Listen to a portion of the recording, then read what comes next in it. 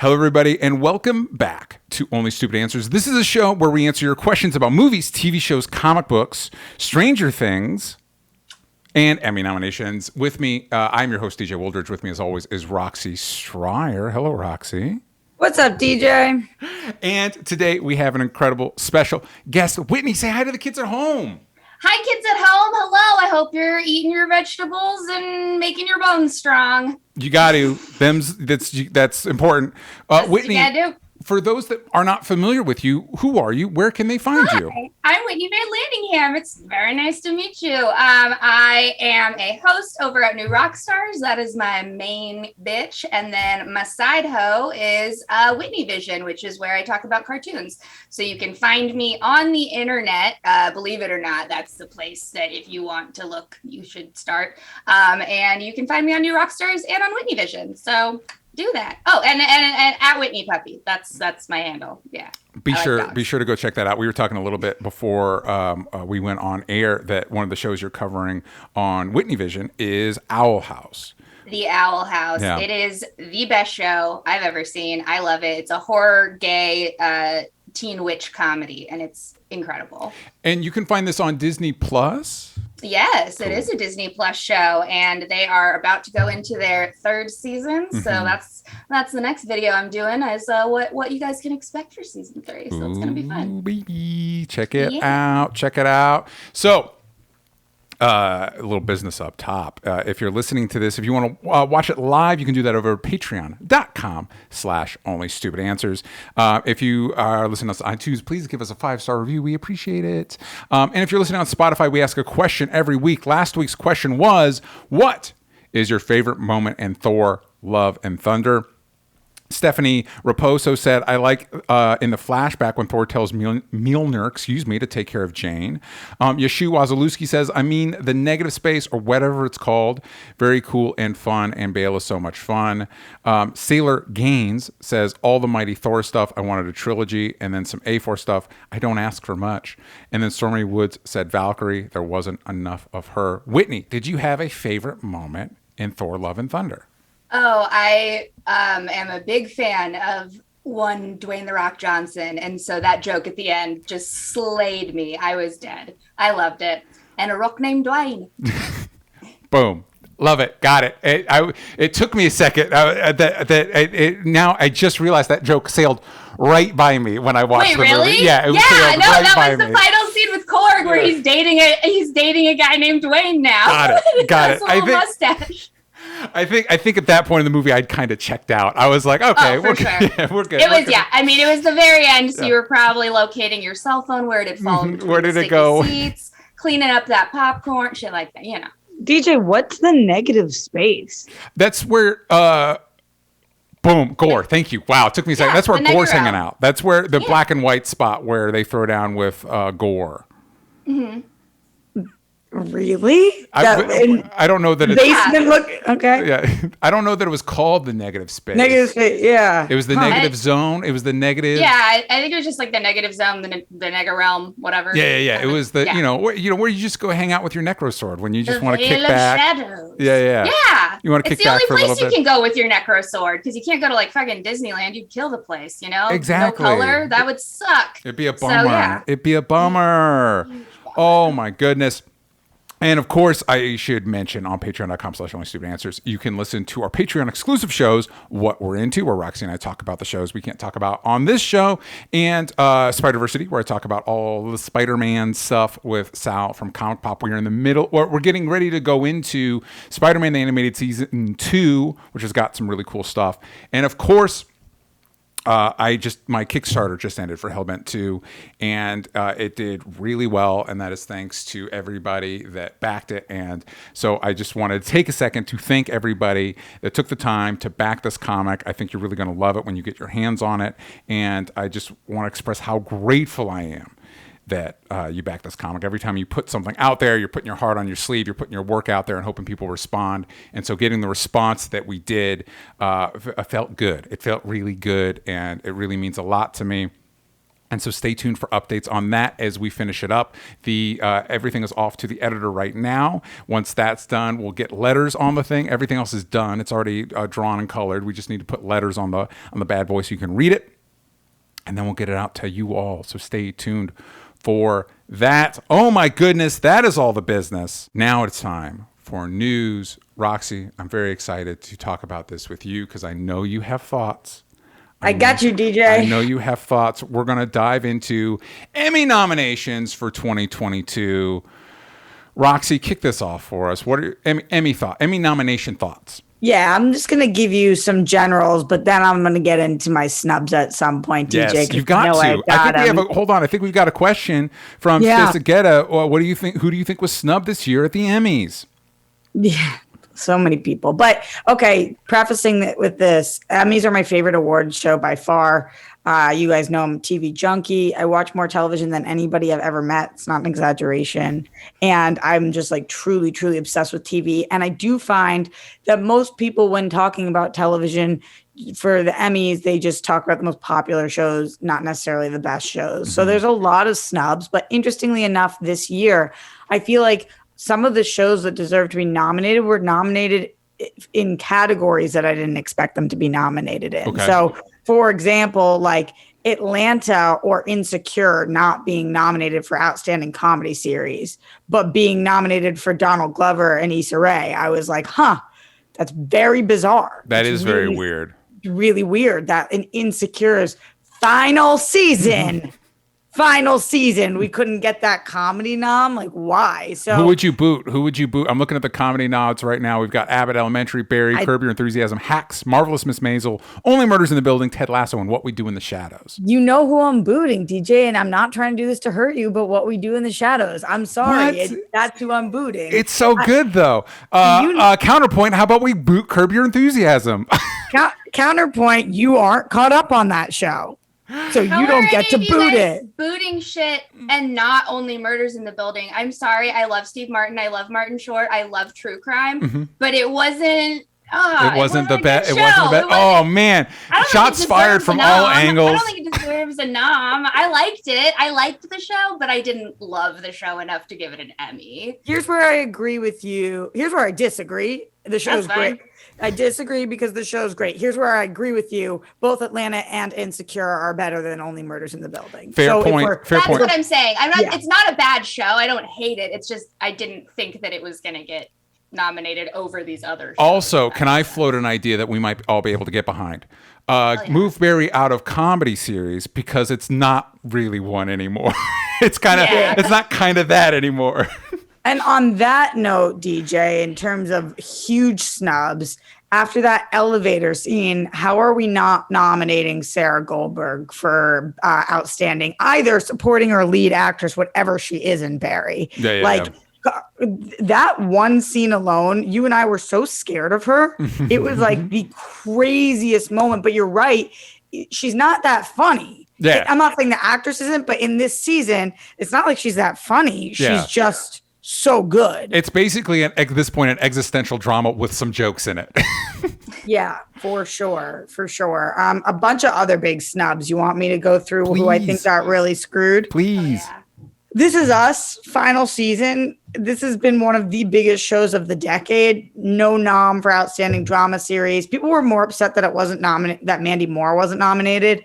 That didn't bother me as much. I do feel like she had a lot of heavy lifting to do this season, but in general, just the show not being nominated for its final season was a big punch in the dick. Yellowstone, I love that show. Yeah. It seems to continue to get snubbed. And not only did it get snubbed, but two people on the show, Kevin Costner, who you would think the Emmys would really like. Yeah. But I guess they just kind of shy away from him all of the time. But the person who really should be nominated is Kelly Riley, who is the main girl on the show. She plays this character, Beth. She is one of the best actors, period, on television. The character is like insane. Yeah. And when you watch it, especially like growing up with no female characters like her. You see it and you're like, yeah, get it, Kelly. And like, just no recognition. And if they watched the show, she'd be nominated. So like, they just didn't watch, period. Yeah. There's no way they watched and she's not nominated. Here's my thoughts on that. And I've heard other people express this. My wife and I just started watching the spin-off show 1883, which is incredible.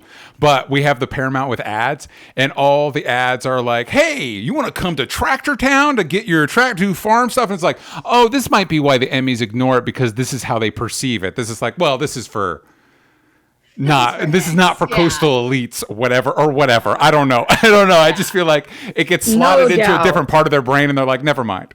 Respect Tractor Town more, Emmys.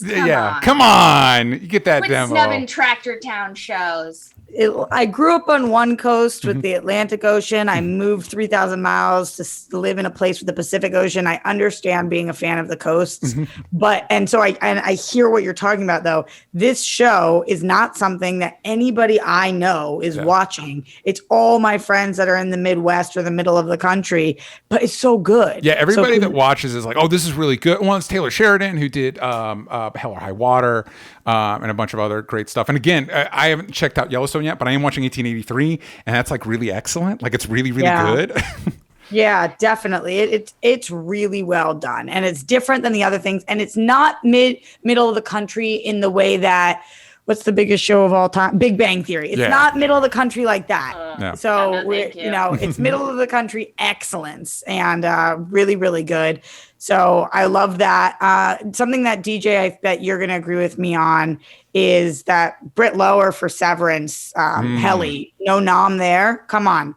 She blew me away this season. Agreed. And also that was part of Stesica's question, is he pointed that out as well, as Britt Lower for Severance. So what happened there? Yeah. What happened?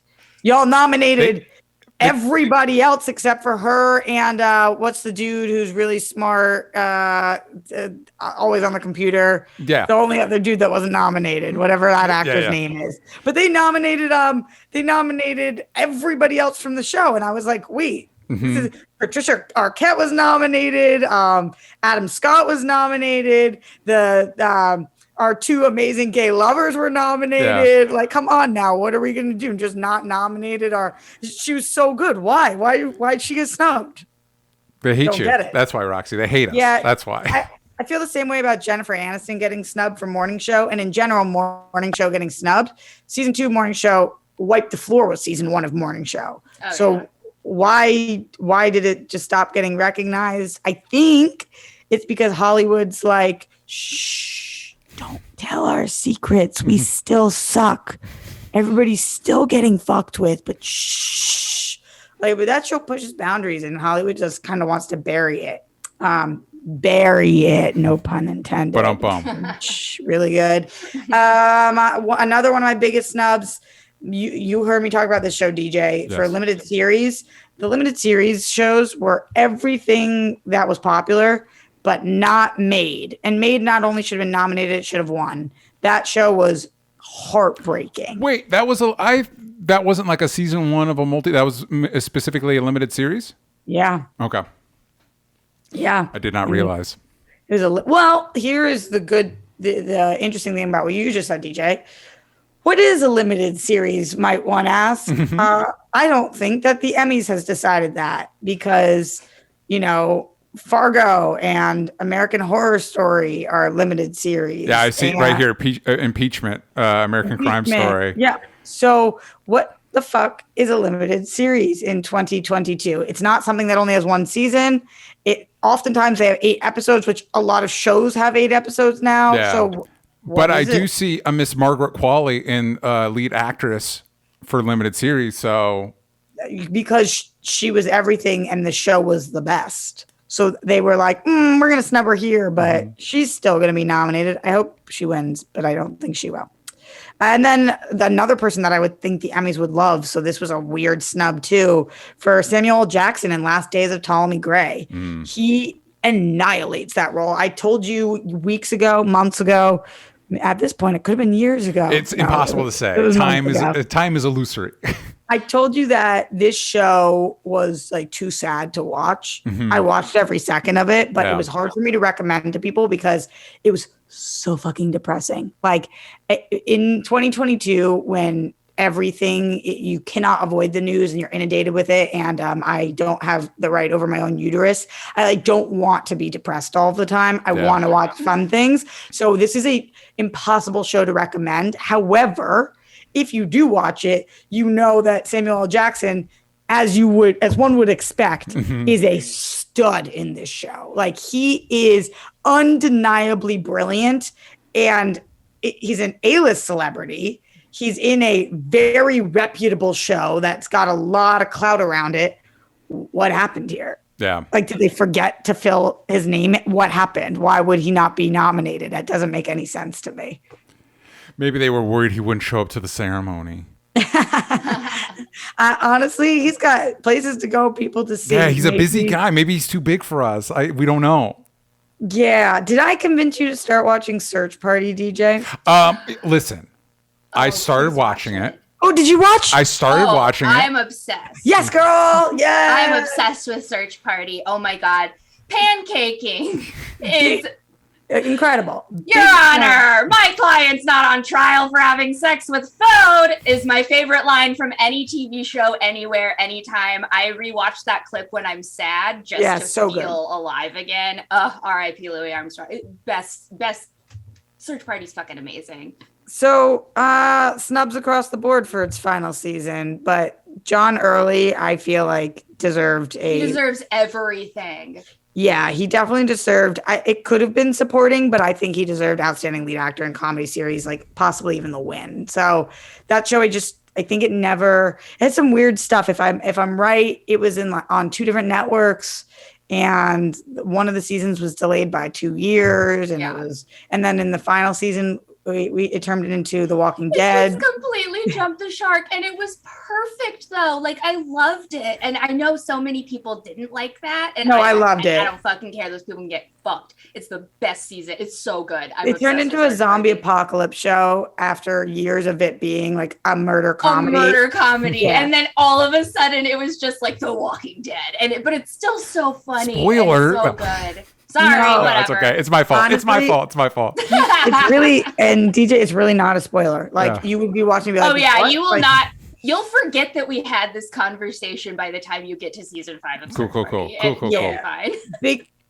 Big shade to that show that just never got the love that it deserved, and huge shade to John Early, who is just like when we're talking about nominations in the comedy category.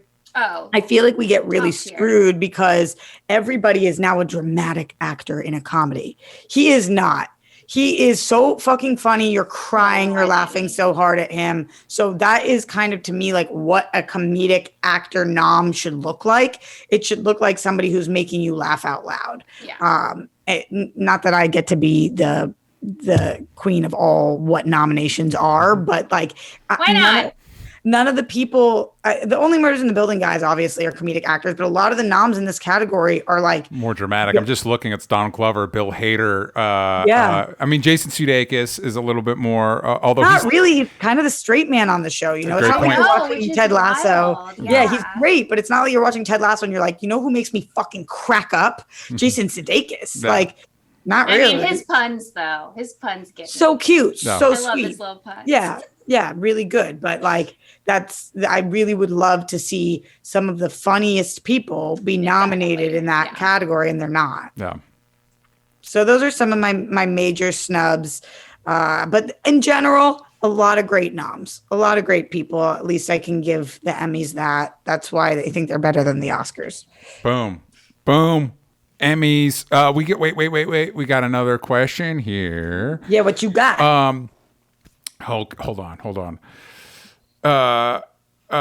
Okay. From Leonard Kim. And let's keep it. Well, there's a lot to go through here, but let's try and keep it tight. Who do you think ends up winning Best Actor and Actress in a comedy and drama series? And what show do you think ends up winning Best Comedy and Drama Series? Predictions. I've just did a lot of talking and feel as if I should hand over to our guest to ask her what she thinks. Whitney, I don't know. I don't have all the shows that are nominated memorized. I'm sorry. Hold on. No worries. Okay, so let me give you. I'm going to give you drama. I'm going to give you drama. Let me give you drama. I just pulled it up. it up. Okay, so drama. I'm going to vote Stranger Things. It's my favorite show. Comedy, okay. I'm going to vote Abbott Elementary because I fucking love Abbott Elementary. And Quinta Brunson is a goddamn genius. And I need her to deserve and win everything. Yep. Then I'm going to go White Lotus for HBO because that show made me fucking laugh, cry, pee my pants. I am obsessed with White Lotus is incredible. Is this who you want to win, or is this who you think's gonna win? Oh, this is just who I want to. Yeah, I was gonna do the same thing. I was just gonna do like, what do I want to win? Here's what I want. I don't care. This is just who I want. I don't care what they actually pick. Go away. I don't care. For me, if we're doing a drama, I gotta pick better. Severance is really good, but Better Call Saul, it's final season. God damn, this season. No holds barred. God, fuck. It's so good, Roxy. It's so good. Winnie, are you watching Better Call Saul?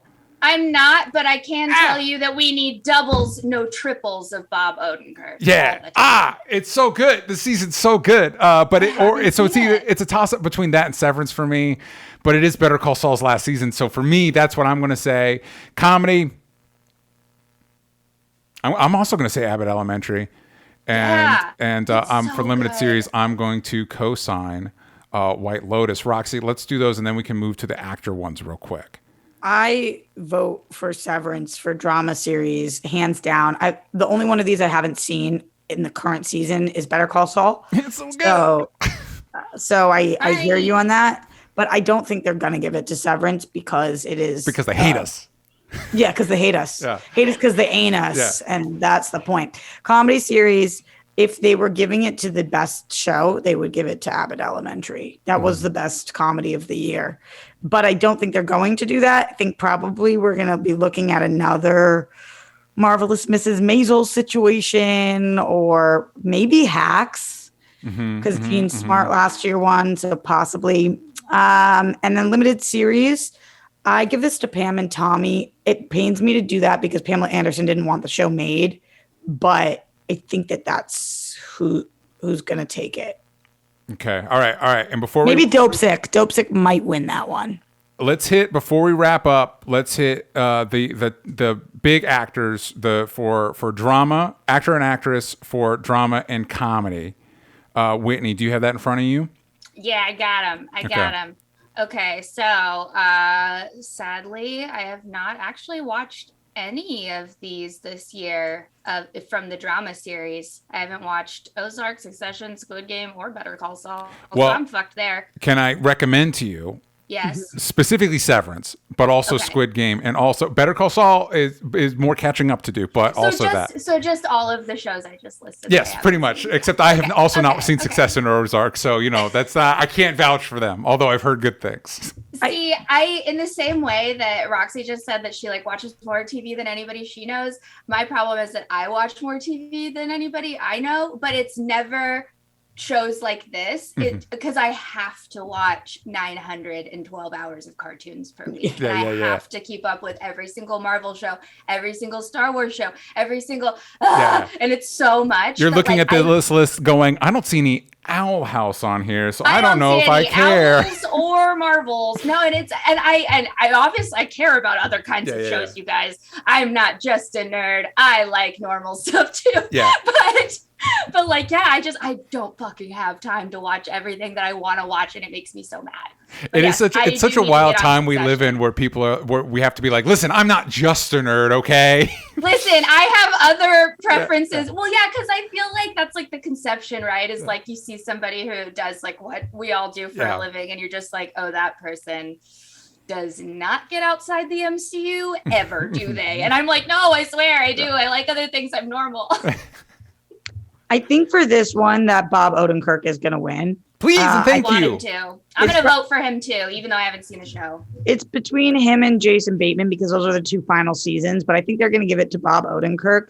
What I will say though, in terms of, if I haven't seen Better Call Saul this season, but Brian Cox having to deal with having fucking syphilis in this past season was the funniest, most incredible performance I've ever seen. So just like based on pure skill, Brian Cox makes I can't watch the screen and feel like he's not in the same room screaming at me. He's so good. He's very good. I don't think he's doing. He's so good. Yeah, I haven't seen Succession, but all the things I've seen him in, he's excellent. God, DJ, he has an STD in this season that turns him crazy. Great. And he is just like losing his mind. They find out he has the STD because he like can't stop spewing out madness and shit. It's like unbelievable. That episode is unbelievable. That's why he must be nominated this season, because like I can't watch. I'm watching it like this.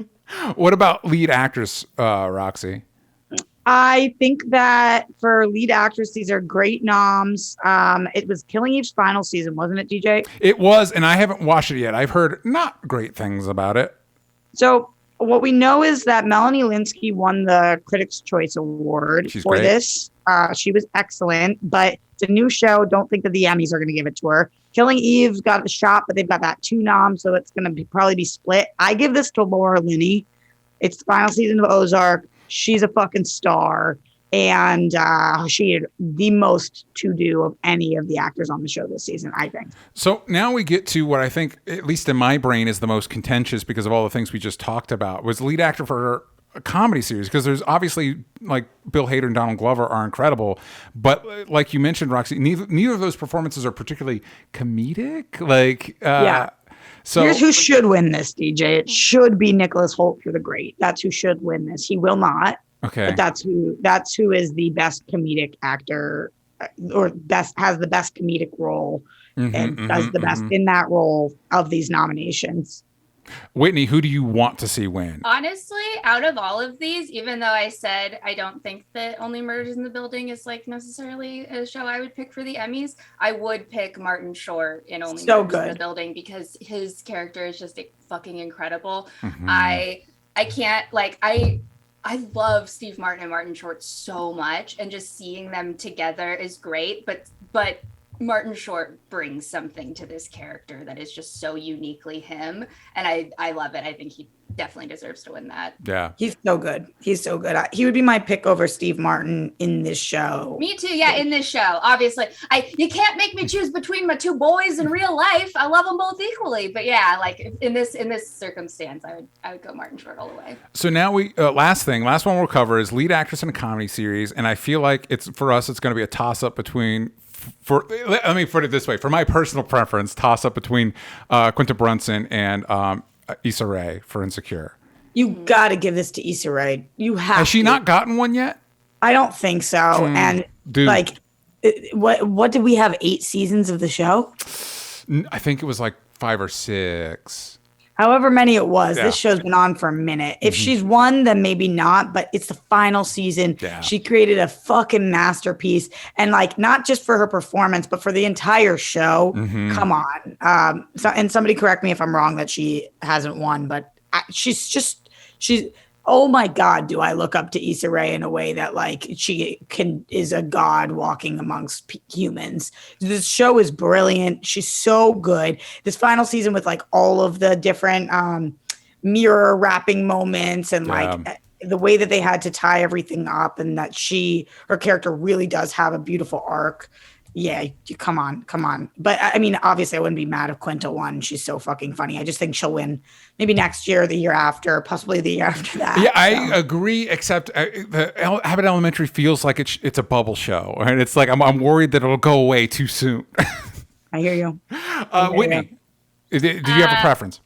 I'm going to go Quinta Brunson because I am obsessed with Abbott Elementary. It's so good. It is so good. It is a great show. Go watch it. Leonard Kim in the chat is saying, interesting, they'd go with Ted Lasso for comedy, but they agree on Nicholas Hoult, the Nicholas Hoult pick. Oh, he's so good, dude. He's so good. If Kaylee Cuoco wins for lead actress in a comedy series, I'm never watching the Emmys again. Okay, it's so funny though, because like, did you guys watch The Flight Attendant? Yeah, of course I watched, bro. I watched it. It was one of those shows where like my boyfriend and I would put it on and be like, okay, this is so bad, but we have to keep watching it because it's ridiculous. It's excellent to watch. It's so much fun to watch. It's so fun to watch. What are we talking about? No. How is this nominated? What are we It's not. talking It should about? not be nominated, but it's what? fun. I will say, not for nothing. My wife was watching. Every once in a while, I will see her watching it, and every time Kaylee Cuoco's on there, I'm like, oh, man, she's doing really good. Like this, she's really good at this. Like you sense it. You're like, oh, I get why she's as big as she is. She's really good at this. Well, and in like the most recent season 2, where she has to act as all the different like versions of herself and interact with herself, is very interesting. Actors love that shit. It makes a lot of like, actors fucking love that shit. Fucking like, nerds. You know what though? Like Blake Lively was good as Serena Vanderwood said in Gossip Girl. Like DJ, you would have thought that too. It's not it's not an Emmy nominated role. Yeah, for sure. I mean, she's great. I adore her. But what? Yeah. All right, we're going to do a quick ad break, and then we're going to come back, and we're going to talk Stranger Things. All right, we are back, and we're talking Stranger Things. And again, I've said this multiple times, but I'm happy Whitney's here for a variety of reasons, because we love having her on the show, but also we needed somebody to talk Stranger Things with Roxy, because I don't watch the show. However, I will say, Whitney knows this, Roxy doesn't. Just so I could have something to contribute, Roxy, I did skip ahead and watch the season finale of season 4. I just skipped the entire season and just watched the finale. I can't believe you did that, because it's such a crazy finale. Like, how did you just skip it? Are you confused or are you clear? Where are you? I am mostly. I think because through cultural osmosis, I was able to pick up enough things that I'm like, okay, I will say. But here's the thing, I will say. And I feel like all shows do this, specifically genre shows. Usually they'll start off in a relatively grounded place, and as seasons progress, the stakes get higher and things get heightened. So having not watched the show since season 2, jumping into the finale of season 4, it's like, we've gotten big. We've gotten like you missed a lot there, Buckaroo. Yeah, you well, sure especially did. The opening thing. I think it's the opening bit is like this guy working on a helicopter, and there's this zoom into his face, and he does this goofy grin. I'm like, what are we doing? What is happening right now? The only thing that I was really like, wow, I need an okay, I do have some questions. And I don't want to derail our conversation. I'm sure you have some questions. Do you know who Max is? Cause she showed up in season 2. I do know who Max is. So you watched season 2? I did watch season 2. Okay. Yeah, I did watch season 2. Season 3 is like her season, and then season 4 is also her season. Well, I was surprised because I thought even though I watched season 2, I thought Max and her brother weren't introduced till season 3, and so it wasn't until a lot of people think that. A lot of people misremember that. I had so many people comment on my video that I made. I obviously made like a dumb like recap video or whatever for New Rock Stars where I was like, here's in case you forgot everything. Yeah. So many people in the comments were like, no, she doesn't show up till season 3. And I'm like, bitch, I have watched 19 billion hours of this show. I swear to God, it's season 2. You can trust me, it's season 2. But DJ, did you know? So do you know who Billy is? Do you know who Eddie is? I don't know. I only the stuff that I picked up through like Twitter conversations and stuff like that. I know like the broadest strokes of Billy. And again, Billy's the brother, right? That's who we're talking about. Because she showed up in season 2. Yeah, that I knew enough about him. He's basically the bully from It. That's basically what he is just in this show. Exactly. But I will say, especially skipping seasons, is puberty hit the young Stranger Things kids like a freight train. Like they are adults now. They are full adult human beings now with their own agency, and they started the show as babies. Fetuses, well, and it wasn't infant potatoes. Like, I don't understand. It wasn't so bad until we started, because of Maxwell's whole thing, we start flashing back to previous seasons. I'm like, oh my God. And when you do the flashbacks are just so intense. You're like, how is that the same human being? They have a whole face now. They had like half a face before. I feel like some of them didn't get hit as hard as others. Like Finn Wolfhard actually is unrecognizable. Oh, he's unrecognizable. He does not look like the same human being at all. Here's the one that stuck with me the most is Noah Schnapp, Will. Yeah. Mostly because why are we still cutting his hair that way? Who's making that decision? Why are we doing that? It's distracting. He is now a TikTok star, DJ, so you can't mess with what's working. It's like he's he's like 24. Why are we still cutting his hair that way? What's going on? It's like when you're like in a play, you know, and they're like, you cannot even get a bang trim if we're close to opening night. That's what they've been telling him for the last like 6 years. Oh just man, like, it hurts. It hurts me. The bowl cut is in his contract. Yeah. Like, Wait, before we dive into this, I just need your brief thoughts on this because I read it yesterday. I'm hearing about possibilities of Natalia Dyer, who's Nancy on the show, being Sue Storm. Would you like that or no? She's too young. Is she?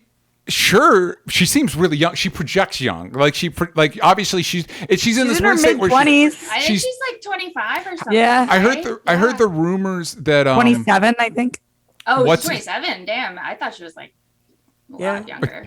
Yeah. Well, she's watching the show. Young. She's in this weird place where she's too old to be a high schooler, but too young to be an adult. Yeah. Oh, for sure. Yeah. I heard the rumors that the guy from You is supposed to be. Badgley. How old is he? Penn Badgley, I don't know, but right now Natalia Dyer and Melissa Benoist those are the two names that we keep hearing. And Amanda Seyfried. Melissa Benoist. Melissa Benoist. That would be. Sorry, I derailed us. Yeah, Melissa Benoist would be my call. Who was the last one you said? Amanda Seyfried. Oh my God! If you could get Amanda Seyfried, what are we even doing? What are we doing? Please, no. I mean, she's great, but not for this role. Not for Sue Storm. No, Melissa Benoist would be great. I also want to know who Penn Badgley is. Also, I can't help all these people would be great. I was one of the people. I was kind of hoping like they don't all need to be white people. I mean, you know what I mean? We could switch it up. Jarrell Jerome's name's being thrown out there as well. And DJ, you and I both loved him in what's the Central Park 5 show? When They See Us. That's the shame. He's being thrown around for Reed Richards? No, they haven't said. Okay. Just like name is in talks for Fantastic Four. Okay. So but other than that, I've heard really, really white names just across. Yeah, and it's just like, you know, we could. I mean, we could switch it up. We could, you know. Why not? Just get a Jewish actor for the thing. Come on, just give me that one solid, and then we'll be good. It's not gonna happen. So the only other thing that really I was like, I kind of, and this is going to be so stupid, but I kind of like, I want to know the backstory of this. Where did the sword come from in the prison? How did what's his face get his hands on a sword to take out the Demogorgon? So you see in previous episodes that basically what they've been doing is they've been having the prisoners, they tell them, oh, you're going to go fight this monster. Yeah. We'll give you any weapon you need. So they have like weapons lockers in there, and they tell them like, okay, you have to wait until we like ring the bell or whatever. And then you can go just mad dash, grab a weapon. Like, you know, like if you've seen like MasterChef when they're like, okay, chefs go. And then they have to like run to the fridge and grab everything. It's like that, but with knives. Cool. So he grabs, the sword was left over from the previous people who fought and all died. So that's why it was I just needed to know. Then, it's like, is there a backstory to the sword? Back if you're dead. It's because they don't know about the fire stuff. They don't know about the fire, so they have swords. But a fun fact, you guys, is that sword is the same sword from Conan the Barbarian. So they reused that prop for this season. I hope it is that prop in that universe. Like they got it from the Arnold Schwarzenegger movie. They got it from Conan the Barbarian in the Stranger Things universe. In the Stranger Things universe. So Conan died fighting in the prison. Conan the Barbarian died fighting in the prison. It's canon. It's canon now. I have more questions, but I did want to know, Whitney, we'll start with you. Obviously, you did all the new Rockstars coverage. What were your overall thoughts on season 4? I really loved season 4. I had the best time watching this season. I felt like this season scared me so much more because I don't know, like previous seasons were scary, but this one was like next level, all is lost kind of a deal. I think it's really interesting that they are kind of using the Empire Strikes Back, Return of the Jedi model for this season and the next, where this was kind of season 4 was kind of like the Empire Strikes Back of the Stranger Things universe, where at the end you have characters who are, you know, dead, dying, all is lost. There's no like solution in sight for how to handle Vecna. They've defeated him, but barely. Like it's Empire Strikes Back, and so it's setting it up so that the Duffer Brothers can do a Return of the Jedi next season.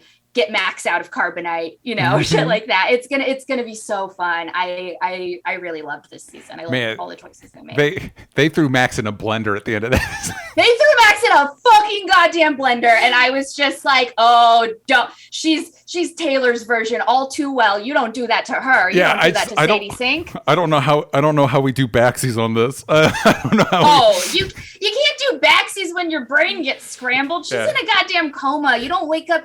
Okay, that's my question too, because the next season is supposed to be set a few years in advance to give the kids good right decision. Older. Yeah. But my question at that point is, so does that mean that Max is going to have been in a coma for like 3 years the next time we see them? Because I can't see her waking up off screen and then not showing us that, like I don't think we'll come into season 5 and she'll just magically be awake. So then that means she's going to have been in a coma for like 2 to 3 years, which is theoretically medically possible, but it's not but it's not. You would come out and you'd be gone, like you would have lost so much.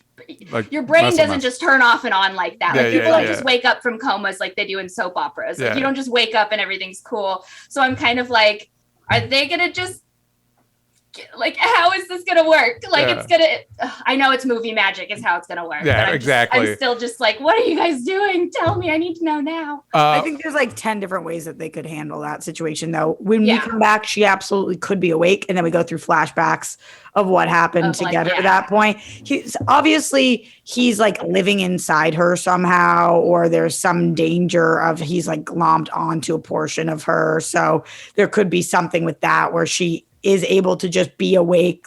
We come back, she's still sleeping. When she wakes up, it's because he's like embodying her or something like that. So I mean, I do think that if she wakes up, my theory on that is that it's going to be because of whatever 11 has been doing inside her mind. Because at the end, I thought it was so interesting that they kind of like wordlessly like snuck this in there. Now that 11 can do her her little, mind universe Jedi mind tricks, whatever. She can do that without a sensory deprivation tank now, without static noise. She can just do it sitting there. She can just close her eyes and make it happen. So I think that now that 11's powers have gotten so much stronger, I don't think that it's going to be the Vecna piece that wakes her up. I do think that it's going to be 11, and I actually think that Vecna has his sights set on Will, because there's a reason for sure with the neck.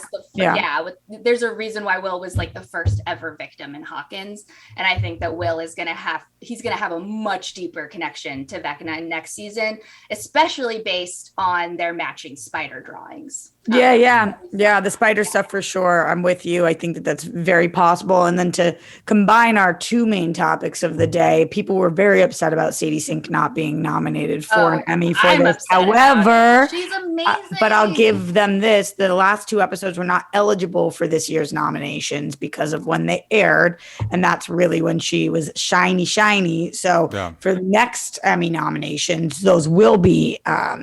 She will be eligible, and then I hope they hear our roar because, she's so good. I mean, she deserved to win for Dear Billy alone. I mean, that was like one of the most beautiful episodes of television I've ever watched in my entire life. I cannot believe they went that hard. It was so good. Counterpoint, as an outsider, her name being Sadie Sink, great name, fantastic name, but it was like, is that the character's name? Because that's like that feels like a Stranger Thing. That feels like a character in Stranger Things name.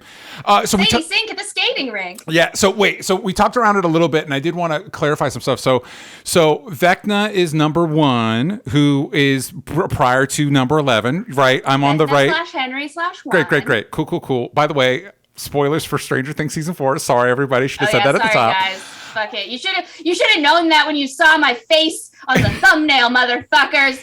I'm spoiling this. Am I to understand that they kind of like do a little bit of retconning, and now Vecna has been the main problem the entire time? It's always been Vecna. Yes. Okay. And it's I wouldn't say retconning. I mean, it's not retconning. Though. It's like now everything connects and makes more sense now that we know that it's okay. Because I was under the impression Mind Flayer was the bad guy, and now we're saying it's Vecna. Vecna made the Mind Flayer. Got it. So yeah. So okay, it didn't feel like shoehorned in, DJ. It didn't feel like, oh, now we've got to pivot. No. It like made sense. It was like, oh, now everything. It was like like the mystery solved now, kind of like all the connect the dots. Cool. So wait, okay, hold on. Fuck, I didn't want to derail us. So wait, so did Vecna make the Upside Down? Upside Down was already there, and he got sent there. It was a different realm. So he got sent to this realm when 11 like banished him, right? And so when he first gets there, he's like, oh, I thought that this was purgatory. I thought that this was hell. But then he realizes as he explores the Upside Down, which is not, when he first gets there, it does not look the way that it does now. So now it looks more like just the inverted nega version of Hawkins. Yes. Back then, it was just like a landscape, a rocky terrain. There was this yellow lightning flash thing going on. Yeah, they're going hard for the metal album cover vibes. Exactly. Yeah. Yes. Exactly. It's just some Ronnie James Dio shit. All for it. I support it. Oh, full support. Dude, I fucking love Dio. And so I was so happy that Dio was like the main like band that they focused on Eddie being obsessed with. Mm-hmm. Anyways. But yeah, so he gets to the Upside Down, and then he sort of, as he figures out the Upside Down, as he gets used to it and acclimates to it, he figures out how to manipulate it and control it and make it into his realm. Cool. So yeah. And we feel good. This whole Vecna reveal, we feel good about. Oh, we feel fucking great about it. It was incredible. It was so scary, and just based on like everything. I'm a huge D&D nerd too. Another fun thing you should know about me. So just when I heard that the character's name was going to be Vecna, I freaked out, because Vecna is also just one of the most hardcore, like nigh unkillable characters in all of D&D lore. And so that I just knew that this was going to go hard, and it did. It went so hard, you guys. I loved it. So going into the end of the episode, so I'm assuming we see some corpses in Vecna's. Wait, also this confused me a little bit. Is there an Upside Down in the Upside Down? Because 11's throwing down with Vecna in this red space, and then the other kids are setting him on fire in what looks like the normal Upside Down. I'm like, yes. This is I might have missed something. So the red scape, like that, where it's like within the old Creel house, it's fragments of the house all around. That is Vecna's mindscape, in the same way that, like when 11 goes into the darkness, when she goes into her mindscape, that's Vecna's mindscape. So when Vecna like attacks you, he pulls you into his mindscape with him, and then that's how he kills you. He doesn't kill people in the Upside Down, and he doesn't specifically kill people on Earth. It seems like this is the only realm within his own mind that he can actually kill people, because when he's in the Upside Down, he's in a vulnerable state, and he hasn't ever crossed through a gate to be Earthside. So interesting. Do we think he's going to do that in season 5? Yes, because he has spent the entirety of season 4 opening gates all over Hawkins. That was the big X that we saw going through the town at the very end.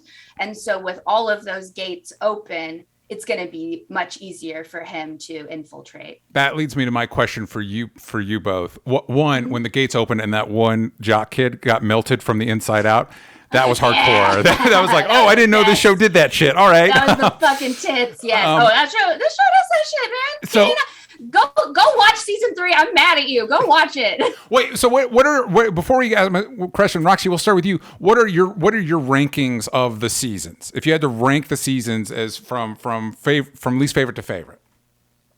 I still like the first one the best. Okay. But I think that this one was really good. So it might go. It might go for me 1, 4, 3, 1, 4, 2, 3. Okay. But tough call. I actually, everybody loved this season so much. Mm-hmm. I found it to be a little complicated. Like my simple little pea brain was like, wait a second, what? And I think that because I did coverage on the show, remember I did the Netflix official show for Stranger Things for season 1. Mm-hmm. So I was like in the fucking zone, interviewing the whole cast at all the things. Oh my God, I'm so jealous. That's so cool. It was cool. And the show was like magic to me, truly magic. The first time I watched it, Netflix was sitting in the room, their representatives with me, looking at me watch it. And I'm watching everything on a green screen because it was not fucking close to completed. Yeah. And it was like, what is happening here? It was so fun. But I like have such a love for this show that season 1 like kind of can't be topped. I think at this point, like you said, DJ, it is so big, which is great. And there was no other way for this show really to continue on. Yeah. Other than to go big or go home. So I did like this season, but I do need to rewatch the whole thing because on first watch, unlike season 1, where I understood everything that happened on first watch, season 4, I've seen it once and was like, I definitely am missing some things. Like I've got to go back and rewatch this again because it's not all lining up perfectly. And like even hearing Whitney talk about it, I'm like, oh, that's what that was. Hey, Roxy, that's what happened there. I don't mean to be shamelessly self-promoting, but I have a whole series of videos over at New Rockstars where I go through every detail. So no, I love that. Free. And you Please did it for me. That's amazing. And I'm definitely going to do that. But I also think we shouldn't have to see a show more than once in order to fully get it. And that could just be because the world's crazy right now. So I'm slightly distracted. So, I'm very used to shows right now that are like gettable easily. And this is like, oh shit, I have to like turn everything else off. What is going on here right now? And also to your point, I think this is another situation where the Netflix model is not beneficial. Like, because you don't really have a week to process. It's like, all right, I'm watching. The way that they dropped this one was just like unconscionable, honestly. Because I was like, first of all, Netflix, fuck you. You know that this is my fucking job, right? And that you're asking me to sit there and watch 10 hours of 7 episodes of television all in one Saturday. Like, eat every asshole, Netflix. Yeah. And I just think that it sucks that they did that because you can't. You don't have time to digest all the episodes, and you especially don't have time to get on the same page with like all of your friends or the rest of the internet. Like it's like nobody could just sit there and binge that whole weekend except for me because I was getting paid. Like none of my friends were caught up with it. I couldn't talk to anyone about it because everybody was watching it at such various different stages, and it just made the camaraderie that we had for like the first 3 seasons when it was just like the whole thing dropped, but it was reasonable and people were able to watch it in like 2 or 3 days or whatever. That I felt was more reasonable, and there was just so much more community around it. So I was really disappointed with the way that they released volume 1 and volume 2 this time because it just wasn't as much fun. I like the fun parts, man. I think if they did a weekly model, I probably would have stuck with the show. Like it's just so because like you, it's like if I don't watch it in that first weekend, I'm now out of the conversation. So I kind of I'm not going to bother. You just feel left out, and then you're like, whatever, this is way too fucking long. But DJ, please just give it another shot. You'll love it. It's my favorite thing in the world. Do it for me. We'll see. Listen, if you all go watch Better Call Saul, all right? If you I will. I'll trade you. I'll totally trade you. If you watch Stranger Things, I'll go watch Better Call Saul. Done. Easy. Deal. Wait, but what's your ranking? What's your ranking? Oh, my ranking. So I'm gonna go 4, 3, 1, 2. Okay. All right. See, that was the thing. I also got through 2, and I'm like, well, I don't know if I need to keep up with this show anymore. In my opinion, was the weakest season, but when you rewatch, like I did rewatch it after I watched season 4 because I'm crazy, and I was just like, I gotta rewatch all of it. I love it. So I did that, and I had more appreciation for season 2 after I watched season 4 because, like Roxy and I were saying, like things do just make sense when you like line up all the dots like that. So rewatching season 2, I had a way bigger appreciation for it because I was like, oh, this was setting up so much that I thought was kind of boring or not that interesting at the time, but now it is mega fucking interesting. So we have the city is bisected, quadriseptic. Anyway, it's broken up by gummy flaming holes in the ground, and they do a good. And I was actually pleased with the way they handled this. Like it was an earthquake. That's how they explained it to the world. Yeah, it was an earthquake. I'm like, great, fine, perfect. Yeah, we don't need to get into it. But then at the end, so they have. It had a little bit of a Lord of the Rings thing for somebody that doesn't watch the show. I'm like, oh man, this just keeps going. We wrap up with all 500 characters. little goopy snow starts coming down. We look, and the city's still actively on fire. Like, I thought when they're like, it was an earthquake, and we're in shelters, we're in hospitals, things have moved on, and they look, it's like, the city, wait, hold up, time out, everybody. There's still a flaming hole in the center of the city. Or is nobody concerned about this? Into it. Yeah, it's nuts. It's nuts. Yeah. So, okay, so that wasn't just me. With the city's just actively in a hellhole, and everybody's just going on with their lives. Did you live through the same COVID that I did? Or, I mean, that's just fucking realistic, man. Tragedy happens and the world is like, yes, but I need my Amazon Prime delivery. And I know they didn't have that in the 80s, but you know what I mean. You know what, Roxy, what were you saying? Oh, sorry, I didn't mean to interrupt. No. That's okay. I don't know. Okay. So what now? What are your all? So, let me tell you the only thing I care about. Like, literally the only thing I genuinely care about is that Nancy and Steve end up together. That's just my like whole soul is into it, and I feel really bad because I understand that she is dating Jonathan in real life, and that's rude that I think that her and Steve have better chemistry, but they do. Steve is hair boy. Yeah, and Stephen Harrington. Yeah. And Hair Boy to me is the star of this show. I having just watched the first 2 seasons and this finale, I'm inclined to agree with you. Oh my God, he's so good. He's so talented. He is so endearing and lovable, and puberty has been kind, and it just like the whole thing is just, he's so great, and I need him and Nancy to end up together, and I need her and Jonathan to be long in the past, and that is my problem.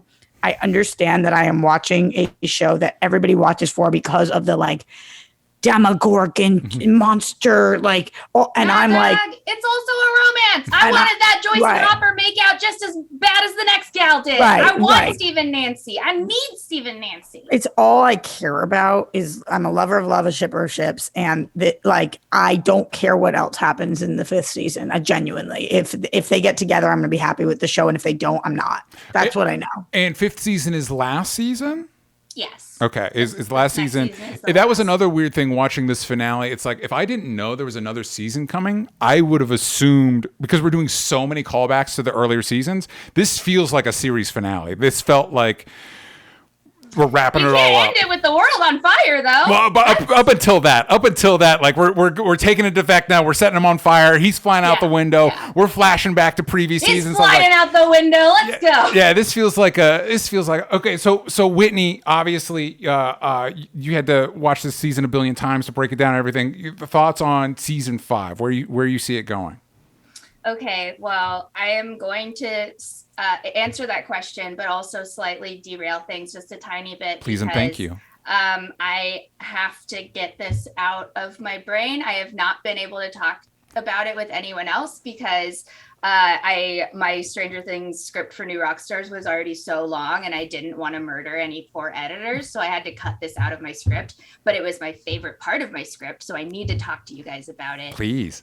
Which is the implications of Vecna's powers for season 5. Okay. So in season 4, we learn, you wouldn't have seen this episode, DJ, it was, I think, like 4 or 5, but I can't remember exactly. Sorry, don't kill me. But we learn that Vecna, when he kills, he consumes that person fully and completely, which means that he takes on their attributes and abilities. So that's why every time he kills, he gets stronger, because he's taking their life forces and he's adopting what makes them them, and also any skills, talents, abilities that they had in their real lives. Do you guys know what the fuck this means? I sure don't.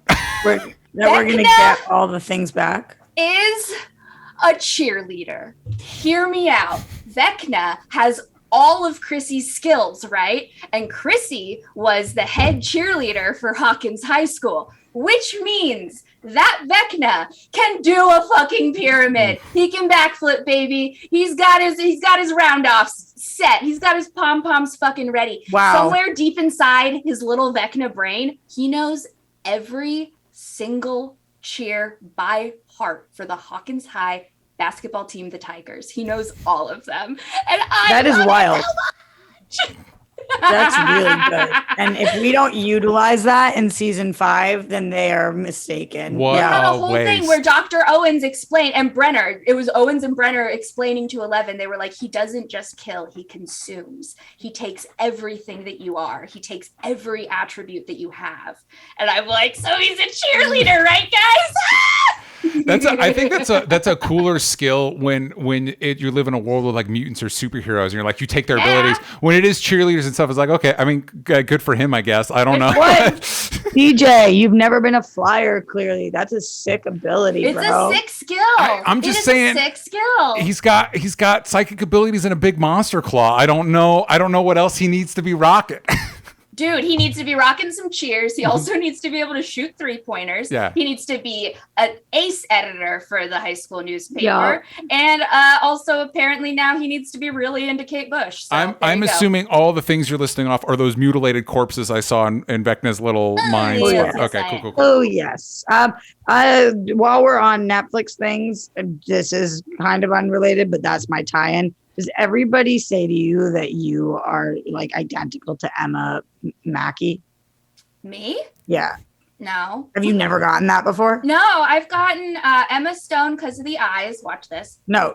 You, oh my God, you're identical to Emma Mackey from Sex Education. Holy shit. You Oh, guys cool. are like legit. Oh, yeah. deadbreakers from Oh, each that's other. wonderful. That's a very good compliment. Thank It's you like so much. crazy hearing you speak and like your mannerisms and your look. You guys are like identical. Oh, well, thank Anyway. you. Don't blow her secret, Roxy. She's undercover.